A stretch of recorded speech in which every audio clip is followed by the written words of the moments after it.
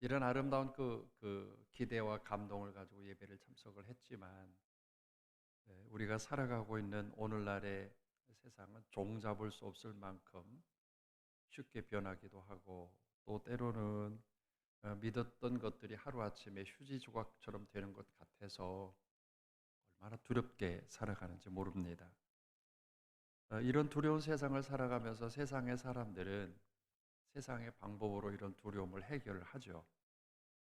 그러나 신앙을 갖고 있는 믿음의 사람들은 이런 두려움들을 어떻게 해결할 수 있을까라고 하는 그런 질문입니다.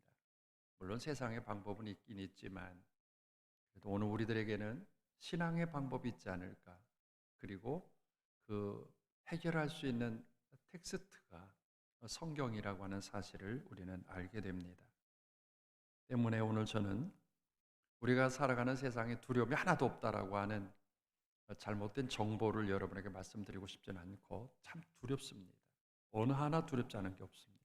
그러나 이런 두려움 속에서 성경에 등장하는 한 인물을 함께 이 아침에 초점을 맞춰서 생각해 보고, 이 한 인물은 어떻게 이 두려움을 해결할 수 있었는가라고 하는 그런 부분을 추적해 보려고 합니다.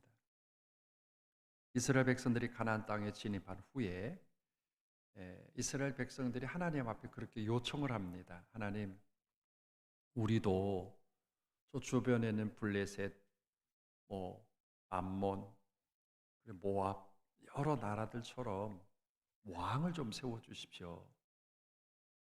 그러자 하나님께서 사무엘 선지자를 통해서 왕을 세울 때에 민폐가 있다는 사실을 알려줬습니다. 그래도 여전히 이스라엘 백성들은 그래도 왕이 필요합니다. 그래서 하나님께서 사울이라고 하는 사람을 이스라엘의 첫 번째 왕으로 간택을 하게 하셨습니다. 그리고 이 사울은 왕이 된 후에 성경 사무엘상 14장 48절로부터 말씀을 읽어보면, 사울이 시작. 사울이 이스라엘 왕위에 오른 후에 사방에 있는 모든 대적 곧 모압과 암몬 자손과 에돔과 소바의 왕들과 블레셋 사람들을 쳤는데 향하는 곳마다 이겼고 용감하게 아말렉 사람들을 치고 이스라엘을 그 약탈하는 자들의 손에서 건졌더라. 여러분, 얼마나 멋진 전황 보고입니까? 가는 데마다 이겼어요. 이 사울 왕을 세우고 난 다음에 놀랍게도 이스라엘을 힘들게 했던 모든 그 대적들을 그냥 다 이겨냈더라.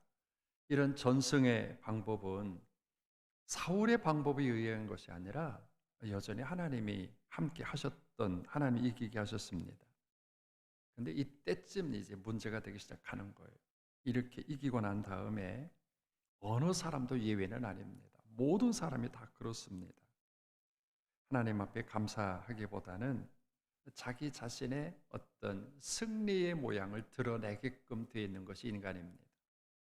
그래서 이런 모양을 보다 못한 하나님이, 사울은 자기 재능과 자기 능력이라고 착각한 이 사울을 보다 못한 하나님께서 사무엘 선지자를 통해서 이 사울에게 사무엘상 15장 22절 말씀을 보면, 예배하는 것보다 더 중요한 것이 순종이다, 그렇게 가르쳐 주셨습니다.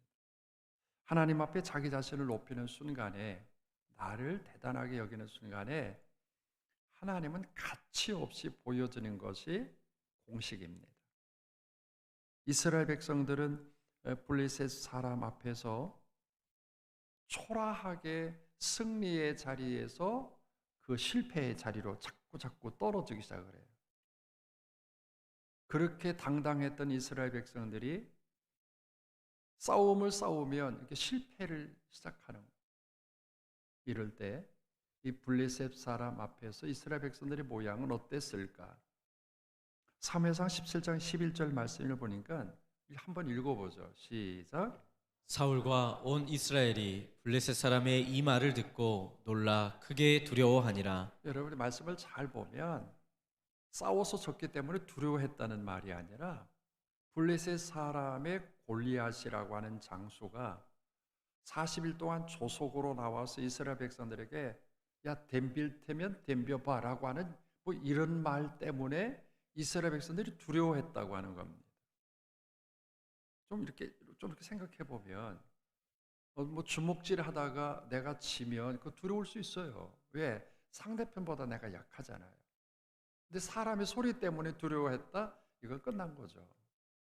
이스라엘 백성들이 블레셋 사람의 소리 하나 때문에 이렇게 두려워할 수 있을까라고 하는 모양을 보면 이스라엘 백성들이 가지고 있었던 그 어떤 용기, 그 당당함, 싸워서 승리할 수 있겠다고 하는 거룩한 그 도전 의식 이런 것들이 전무했던 것을 보게 됩니다. 오늘 한번 좀 생각해 보려고 하는 것은 어쩌면 우리는 코로나 바이러스 이후에 우리 모두가 지금 엘라 골짜기 앞에 블레셋 사람과 싸우려고 서 있는 이스라엘 백성들처럼 지금 서 있습니다. 저도 서 있고 여러분도 서 있습니다. 근데 이렇게 싸우려고 서 있으면 코로나 바이러스 다시 한번 와봐라 내가 너를 싸워서 이길 거다라고 하는 그런 어떤 용기 100배 충천한 모양을 가지고 있어야 되는데 코로나 바이러스가 끝난 다음에도 여전히 왜 두려운지 모르겠어요. 괜찮을 거야. 이겨낼 수 있어. 라고 하는 위로가 가끔은 있긴 있지만 이스라엘 백성들과 다르지 않아요. 우리가 코로나 바이러스와 주먹질해서 싸웠습니까? 그러진 않았지만 이렇게 들리는 이야기 전개되어지는 질병본부 여러 가지 데이터 또 요사이에 코로나 이후에 와지는 이 독감 이런 것 때문에 괜히 더 두려워. 솔직하게 두렵습니다. 이런 것 때문에 두렵기도 하고 세계적인 이 경제 하락으로 인해서 오늘이 두렵고 내일 어떻게 헤쳐갈까? 그리고 저는 목사로서 무너지고 있는 교인들의 영적인 상황을 보면서 앞으로 우리 교회 1년 후, 2년 후, 5년 후, 10년 후를 어떻게 이 교회가 될까라고 하는 게 솔직하게 두렵습니다. 무너지고 있는 한국의 이런 상황, 영적인 상황들을 보면서 어떻게 이걸 이겨낼까라고 하는 그런 어떤 용기 100배한 모양이 아니라 두려워요. 우리는 이만큼 살아서 전쟁이 터진다고 할지라도 그냥 죽어도 괜찮을 것 같아요. 그런데 우리의 아이들, 갓난 우리 새끼들, 이런 상황 앞에서 우리 아이들은 어떡하지? 라고 하는 이 두려움이 우리가 표현하진 않았지만 우리의 생각의 한 부분에는 아직도 이렇게 도사리고 있는 것을 우리가 부정하지 못합니다. 그러면 우리는 이런 두려움 속에 그냥 처박혀서 살아가야 되나? 이건 아니죠. 오늘 이런 두려움이 아침 안개처럼 우리 앞뒤를 쫙 이렇게 두르고 있다고 한다면 이런 상황 가운데 우리의 믿음은 뭐냐? 저와 여러분이 가지고 있는 이 믿음은 이런 두려움들을 어떻게 이겨나갈 수 있을까? 어쩌면 엘라 골짜기의 그 두려움 속에 있었을 때 성경에 보면 왕도, 백성도 다 두려워했더라. 이런 절박한 상황에 있었을 때 혜성처럼 나타난 한 사람이 있었어요. 그 사람이 다윗입니다. 오늘 다윗은 어쩌면 이런 두려움으로 살아온 우리들에게 답을 제공하고 있는데 이 신앙의 답으로 다윗처럼 정해서 다름질해 나간다면 분명히 성경적인 승리의 방법이 오늘 저와 여러분의 삶의 방법이 될 줄로 믿습니다. 그래서 오늘 이 아침에 다윗의 모양을 묵상하려고 합니다. 다윗은 어떻게 그 두려움을 이길 수 있었을까요? 첫째는 다윗은 그에게 주어진 사명에 충실했던 사람이었다. 그에게 주어진 사명에 충실했다. 사실은 사명에 충실할 때 두려움은 사라지는 거예요. 한 예로 우크라이나 전쟁을 보면 수없이 많은 젊은이들이 지금 거기 러시아의 총알바지를 하고 있어요. 저와 여러분이 총 하나씩 주고 싸우라고 하면 여러분 싸가 나갈 자신 있으세요? 지금 총알이 이렇게 날아드는 판에 내가 정말 갈 수 있냐고요. 못 가요. 그러나 젊은 병사들에게 당신들은 나라를 위해서 필요합니다. 당신들이 나라를 위해서 싸워야만 합니다. 그럴 때 이 젊은이들 가슴 속에는 단순하게 그래 우리가 나라 지켜야지 라고 하는 것 때문에 총 들고 앞에서 넘어지는 전우가 있어도 나갈 수 있는, 잘 분석해 보면 사명이 있으면 두려움은 사라집니다. 사명이 없어서 그렇지. 사무엘 선지자의 사건인데 어느 날 하나님께서 그 교만에 있는 사울을 정리하고 다음 왕을 세우기 위해서 사무엘에게 기름을 가지고 저 베들레헴에 사는 이새의 집으로 가거라 그렇게 말씀을 하셨어요. 통보를 합니다. 내가 며칠 날 당신 집에 가겠다. 그 당시에 제사장이 온다고 하는 것은 영광이고 또 하나님의 메시지가 들어있었고 또 하나님의 상과 벌이 들어있었던 제사장의 그 방문을 이새가 기다리고 있어요. 이새에게는 8 아들이 있었고 그 8 아들에게 사무엘이 우리 집을 방문한다고 하는 이야기, 그리고 언뜻 듣기에 이스라엘 왕으로 우리 집에서 간택이 된다는 사실을 들었던 이새가 얼마나 분주했을까? 사무엘 선지자가 그 집에 와서 8 아들을 그 앞에서 다 지나가게 하죠. 큰아들에서부터 엘리압에서부터 쭉 지나가게 했지만 하나님께서 예스라고 하는 대답을 안 하시는 거예요. 패스, 패스, 패스. 그래서 사무엘 선지자가 물었지 않았어요? 더 없냐고. 그랬더니 이 새가 막둥이가 하나 있긴 있는데 얘는 저 들판에서 양 지키느라고 사실 여기 못 왔습니다. 오늘 우리에게 주어진 이 사명, 목사, 장로, 권사, 집사의 사명들이 있는데 이 사명이 있음에도 불구하고 지금의 현실보다 더 좋은 것들이 주어지게 되는 찬스가 있다고 한다면 나는 어떡할까? 아마 지금 있는 이 자리 뭉개버리고 더 좋은 자리로 갈 것 같아. 나만 그럴까? 아마 우리 모두에게도 그럴 것 같아. 지금 이 자리보다 더 좋은 조건, 호조건으로 나에게 대우한다면 이 자리 뒤돌아볼 일이 있겠어요? 가는 거죠. 왜? 더 좋은데. 그러나 사명이라고 하는 잣대로 본다면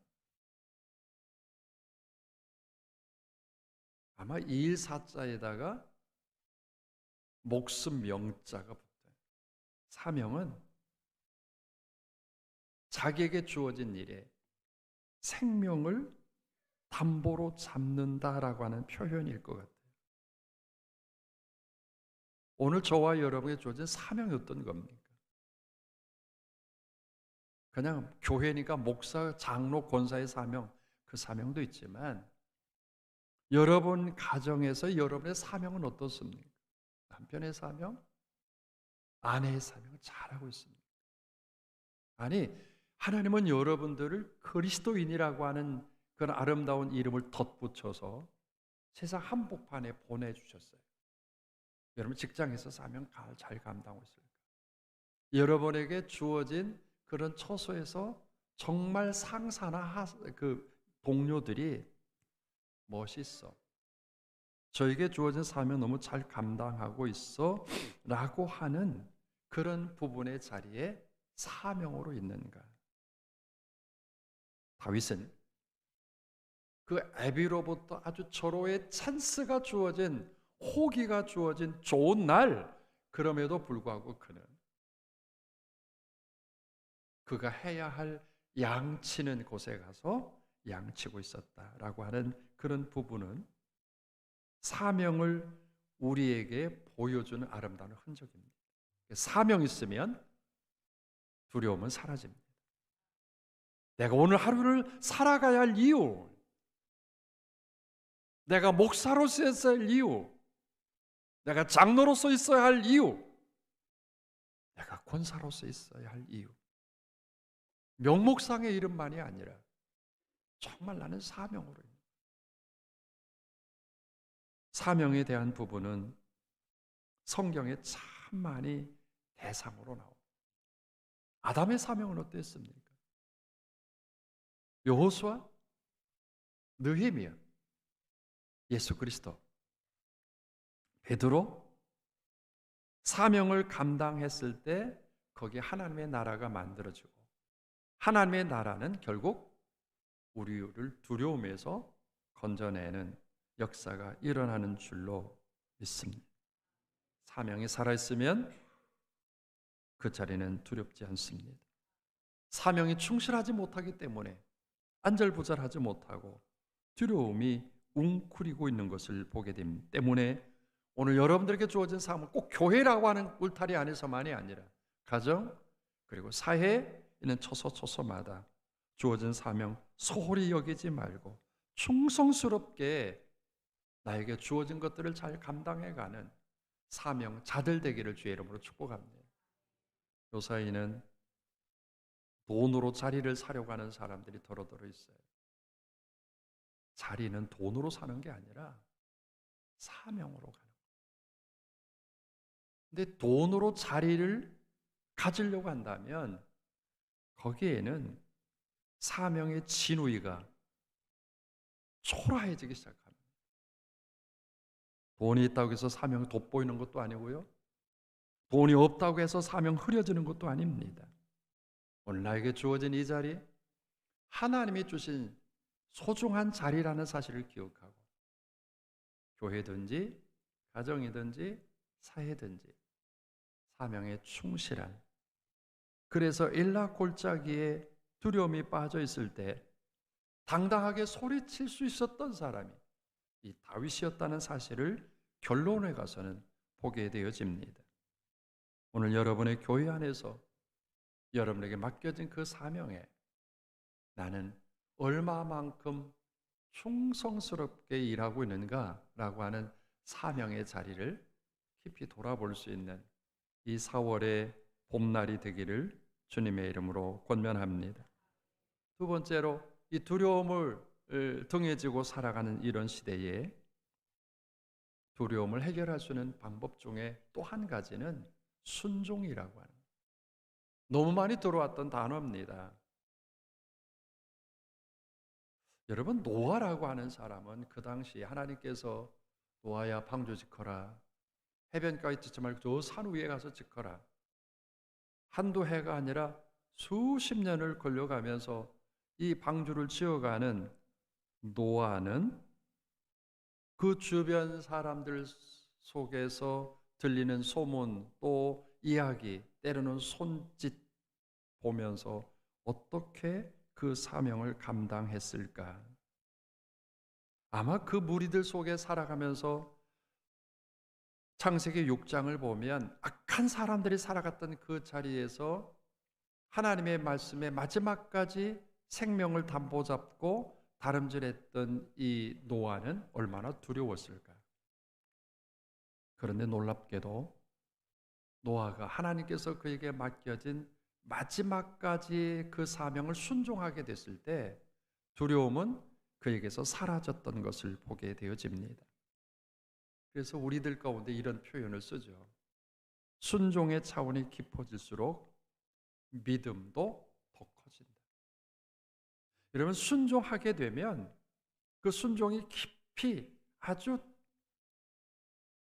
하나님께서 맡겨진 일에 대해서 내가 다른 거 선택하지 않을 거야, 주님께서 이 길 주셔서 이 길 갈 거야 라고 순종을 선택하게 되면 놀랍게도 믿음도 뒤따라오더라고요. 그래서 결국은 당당하게 그 일을 감당하는 것 보게 되어지죠. 여러분, 아브라함 늘 생각해 보죠. 75세 하나님께서 가라, 만국의 아비가 될게 하다라고 그렇게 말씀하시고 100살이 된 다음에 아들 하나 고작 주시지 않았어요? 그 아들이 약관 20살쯤 되었을 때 창세기 22장을 보면 네 아들을 모리아 산에 번제로 드리거라 라고 하는 하나님의 말씀을 듣고 이 아브라함이 얼마나 갈등했을까. 남의 이야기지만 한 번쯤 여러분에게라고 한다면 얼마나 갈등했겠어요. 하나님 지금 장난하시는 거예요. 주신다고 할 때는 언제고 또 가져가서 모리아산에 번제로 드리라고 할 때는 언제입니까? 라고 하는 그 한밤을 지새우면서 얼마나 번민했겠습니까? 그런데 놀랍게도 창세기 22장 3절 말씀에 보면 아브라함이 아침 일찍이 일어나, 이건 다른 표현 안 해도 돼요. 그냥 하나님 말씀에 순종하겠습니다라고 하는. 지난 밤에 갈등했지만 나는 하나님의 말씀에 순종하겠습니다. 이 한 단어 가지고 아브라함에게 가득 쌓여있던 그 두려움이 지금 아브라함을 덮고 있다고 생각합니까? 아니에요. 지금 아브라함은 두려움이 없어요. 내가 하나님의 말씀 앞에 동의합니다. 아침에 일찍 일어나는 사흘을 걸어가죠. 모리아산을 사흘을 걸어갈 때 그 옆에서 아들이 번번이 이야기하지 않았어요. 아버지 생각해 보세요. 아버지 이 길 맞는 길입니까? 사실은 이삭이 이런 표현 쓰진 않았지만 아버지 번제할 양은 어디 있고 거기 가서 써야 할 그런 여러 가지 제사의 도구는 어디 있습니까? 이런 얘기가 다 아버지로부터 갈등하게 하는 거예요. 그러나 이런 아들의 이야기 속에서도 이삭은 주저했습니까? 사흘길을 걸어가면서도 머뭇거렸습니까? 그렇지 않았습니다. 이게 바로 순종의 삶이었습니다. 결국 순종은 두려움을 해결하고 그 아들을 번제로 드릴 만큼 밧줄에 아들을 메고 그 심장을 향해서 칼을 내리 꽂을 만큼의 순종이 있었다고. 오늘 우리는 다윗의 모양을 한번 좀 들여다보아야만 합니다. 그 순종. 이것만이 아니라 어느 날 이 다윗의 애비 이새가 그 아들 가운데 세 번째 아들까지 세 아들이 지금 엘라 골짜기의 사울 왕을 중심해서 병사로 싸우고 있는데 어떤 애비인들 염려 안 하겠어요. 그래서 이 아브라함이 아들과 그리고 중대장, 대대장쯤에게 의문품 보내려고 성경에 보니까 볶은곡식 한 말 반, 치즈 10덩이, 떡 10덩이. 그 치즈가 요새 뭐 슬라이스 치즈가 아니라 막 덩이 치즈, 그런 거를 10덩이, 10덩, 떡 10덩이씩 50리길을 걸어서 엘라 골짜기에 갈 그때까지 그 무거운 것을 지고 갈 사람이 누구겠느냐고 질문했더니 네 번째, 다섯 번째, 여섯 번째 아들은 아주 잠잠코 있는데 마지막 아들이 다윗이 지어가겠습니다. 그리고 그 아들이 그거를 지고 지금 전선으로 가는 길이에요. 여러분, 이런 순종을 이 다윗이 가지고 있는데 그에게 두려움이 있었습니까? 두려움이 있다면 엘라 골짜기 안 찾죠. 거기 가면 죽는데, 거기 가면 초라해지는데. 그래서 여러분, 순종은, 저를 따라서 하면 순종은 이해를 뛰어넘는다. 여러분, 이해한다고 순종합니까? 아니에요. 순종은 어떤 의미에서 무턱대는, 순종은 단순해지는 거예요.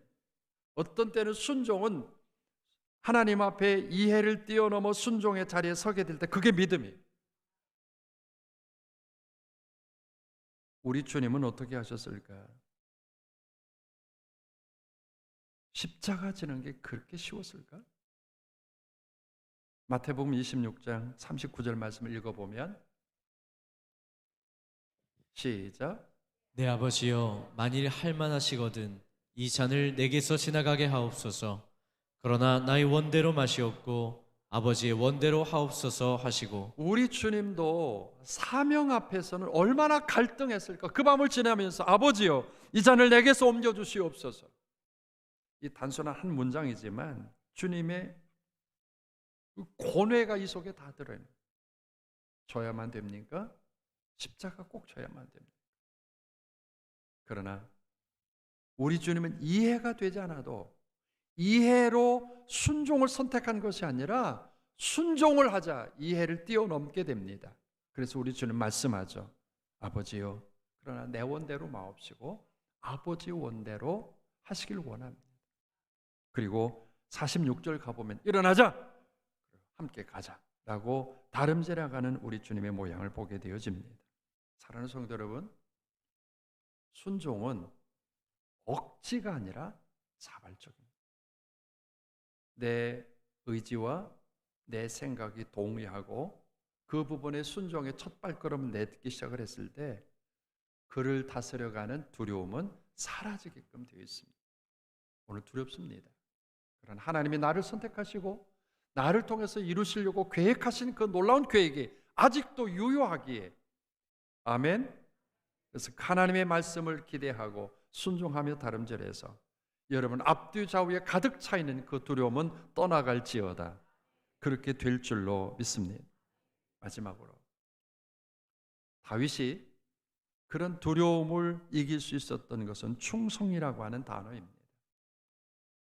오늘 봉독한 사무엘상 17장을 가보면 엘라 골짜기의 두려움 속에 빠져있던 사울 왕에게 나는 두렵지 않습니다. 어떤 상황이 돼도 두렵지 않습니다라고 이야기한 내용의 본문입니다. 다윗이 어떻게 그렇게 두려워하지 않았을까? 이새가 들판에서 양을 다윗에게 맡겼을 때 그 당시에는 뭐 곰과 사자도 많았던가 봐요. 곰과 사자가 양을 지키고 있는 목자 앞에 아무리 당당해도 함부로 덤벼들 수 없고 가장 약하디 약한 양 새끼가 돌아다니면 호기를 타서 그 양 새끼를 잡아가게 되죠. 그러자 놀랍게도 다윗은 여러 양과 그리고 양 새끼가 있는데 그 양 새끼 한 마리 잡아간다고 거기 가가지고 사자와 곰과 싸우다가 어떻게 될 줄 알고요? 그냥 한 마리 포기하는 거예요. 그런데 성경을 보니까 다윗은 나에게 맡겨진 양 새끼 한 마리도 사자와 곰이 훔쳐갈 때 내가 쫓아가서 사자와 곰도 내가 찢었나이다. 여러분 한번 생각해 보세요. 양 새끼 한 마리 그냥 포기하는 게 낫지 내 생명보다는 그 양 새끼가 더 귀하진 않잖아. 그런데 다윗은 양 새끼 한 마리라도 아버지가 나에게 맡겨준 것이라고 한다면 나는 포기하지 않겠다. 그리고 그것을 따라가서 입에서 새끼를 건져내고 내가 그 수염을 잡고 쳐 죽일 만큼의 그런 충성스러운 열정이 있었다. 충성은 큰 일이기 때문에 큰 양이기 때문에 충성스럽게 양을 보호하고 작은 양 새끼는 소망을 그때는 포기하는 게 아니라 충성은 큰 일에도 그리고 작은 것에도 충성하는 것. 그래서 우리 주님은 누가복음 16장 10절 말씀에 그런 말씀을 하셨어요. 지극히 작은 것에 충성된 자는 큰 것에도 충성되고 지극히 작은 것에 불의한 자는 아무리 귀한 것을 맡겨도 불의하다라고 합니다. 사자나 곰이 양떼 가운데 연약한 새끼 한 마리를 물고 갈 때 다윗은 마지막까지 그 양 새끼를 지켜가는 충성에 익숙한 다윗이었기에 이러한 경험을 가지고 있고 이러한 배경을 가지고 있던 다윗이었기에 그 쩔쩔매는 엘라 골짜기 앞에는 사울 왕에게 가서 이야기를 합니다. 왕이요, 내가 이렇게 충성스럽게 일했기에 저 골리앗이 40일 동안 소리를 지르며 우리를 두렵게 해도 나와 함께 이렇게 승리하게 하신 하나님께서 이기게 하실 것입니다 라고 하는 믿음 가지고 선포했더라. 그랬더니 승리했더라라고 성경은 기록합니다. 오늘 사랑하는 성도 여러분, 두려움은 우리를 지금도 에워싸고 있습니다. 여러분 나름대로의 갖가지 두려움이 지금 에워싸고 있습니다.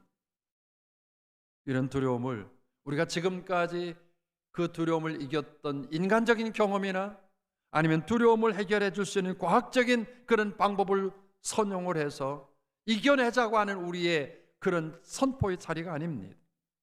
오늘 우리에게 주신 이 믿음 가지고 하나님께서 사명과 충성스럽게 그리고 용맹스럽게 이 사명을 감당해 갈 때 하나님께서 이기게 하신다라고 하는 그런 신앙의 선포로 믿음으로 승리해가는 저와 여러분의 삶이 되기를 바랍니다. 믿음으로 두려움을 내쫓고 나에게 주어진 그 사명의 자리에서 순종함으로 충성스러운 그런 모양으로 결국은 하나님께서 여호와 니시 승리의 깃발을 올릴 때까지 다름질해보는 그런 믿음의 충성스러운 하나님의 사람들 되기를 바랍니다.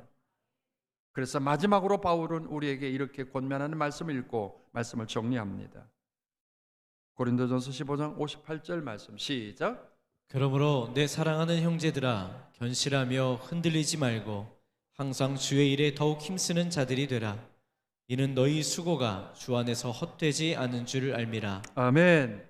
너희 수고가 주 안에서 헛되지 않을 줄 내가 알미라 라고 하는, 그래서 견고하여 흔들리지 말고 주의 일에 더욱 힘쓰는 자들이 되라. 오늘 예배드리고 교회 밖에 나가면 또다시 두려움이 우리를 공격해 올 겁니다. 그러나 우리에게 주신 이 믿음으로 나에게 준 사명, 나에게 주어진 그 사명 자리에 순종, 그리고 그 사명을 마지막까지 충성스럽게 감당해 갈 수 있는 작은 양새끼라도 나에게 맡겨준 것이라면 어찌해서라도 이걸 지켜가겠다는 거룩한 욕심으로 삶의 자리자리마다 단돌이 잘하셔서 한 주간 동안도 승리를 선포하며 돌아오는 주일에 다시 만나는 우리 성도도 다 되기를 주님의 이름으로 축복합니다.